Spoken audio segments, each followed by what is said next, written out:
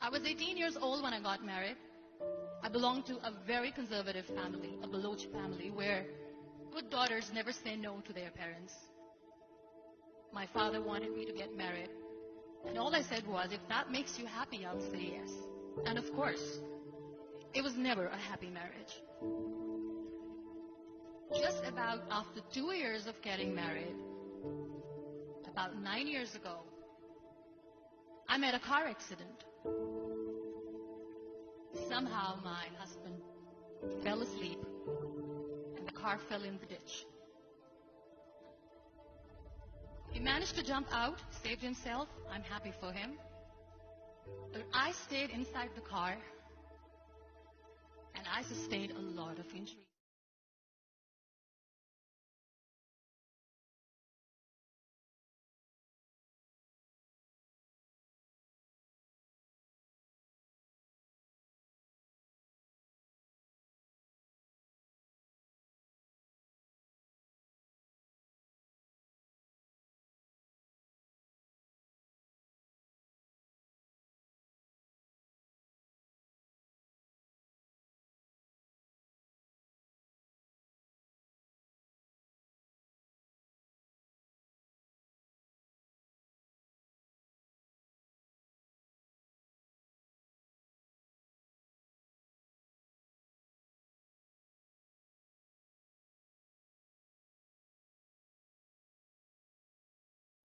I took a deep breath and I said, it's all right. Next day, doctor came to me and said, because of your spine injury and the fixation that you have in your back, you won't be able to give birth to a child again. That day, I was devastated. I started to question my existence. Why am I even alive? So what kept me going was, one day I asked my brothers, I know I have a deformed hand, but I'm tired of looking at these white walls in the hospital and wearing these white scrubs. Bring me some colors, bring me some small canvas. I want to paint. So the very first painting I made was on my deathbed, where I painted for the very first time. What an amazing therapy it was. Without uttering a single word, I could paint my heart out. I could share my story. People used to come and say, what lovely painting. So much color. Nobody could see the grief in it. Only I could. And that day I decided that I'm going to live life for myself.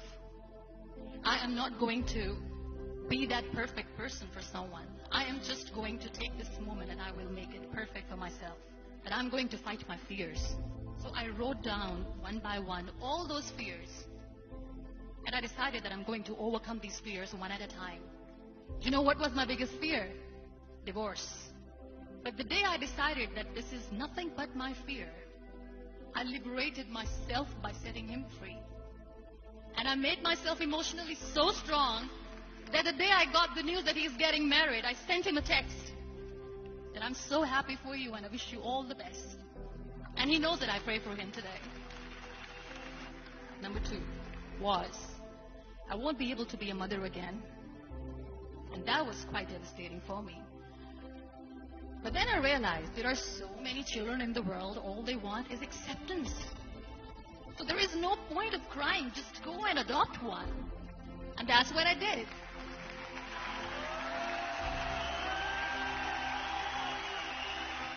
I gave my name in different organizations, different orphanages, and I waited patiently. 2 years later, I got this call from a very small city in Pakistan. I got a call and they said, are you Muniba Mazari? There is a baby boy and would you like to adopt?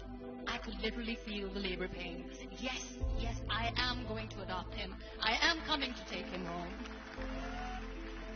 And that day, I was 2 days old, and today he's 6. You know, when you end up being on the wheelchair, what's the most painful thing? People think that they will not be accepted by the people because we, in the world of perfect people, are imperfect.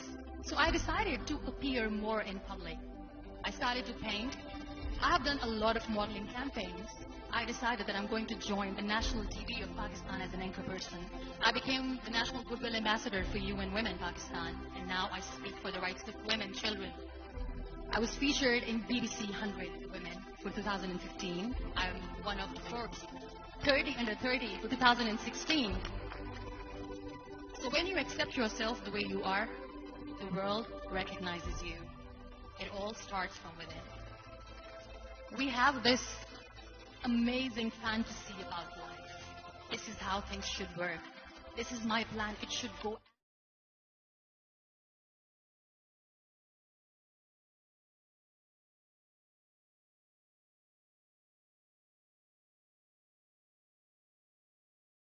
Is a test and a trial, and tests are never supposed to be easy. So when you're expecting ease from life, and life gives you lemons, then you make the lemonade, and then do not blame life for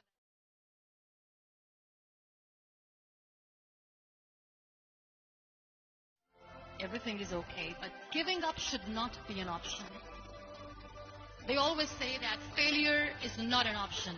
Failure should be an option, because when you fail, you get up, and then you fail, and then you get up, and that keeps you going. Embrace each and every breath that you are taking. Celebrate your life. Live it. Don't die before your death.